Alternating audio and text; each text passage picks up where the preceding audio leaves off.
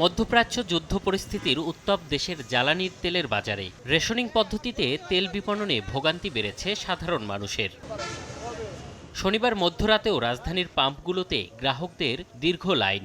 বাইকে ৬০০ টাকার ও ব্যক্তিগত গাড়িতে ৩০০০ টাকার তেল পাচ্ছেন তারা। তবে চাহিদা অনুযায়ী তেল না পাওয়ায় ক্ষোভ তাদের। ১-১.৫ ঘন্টা ২ ঘন্টা ৩ ঘন্টা তেলের পাম্পে দাঁড়ায় থাকা, এটা হ্যাসেল ছাড়া আর কিছুই না। ৫ লিটার নিতে পারলে ভালো, না তো আমার প্রতিদিন ২ বার আসতে হচ্ছে পাম্পে।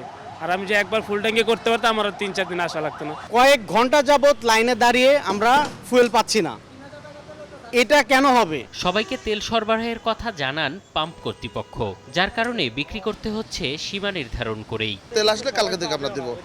পুরো যদি সবার ফুল দিতে যায় তাহলে সবাই পাবে না, সবাই ভোগান্তির মধ্যে আছে। বিপণন ব্যবস্থা আগের মতো করে চাহিদা অনুযায়ী তেল সরবরাহের আহ্বান গ্রাহকের। এম এ আজিম, সময় সংবাদ, ঢাকা।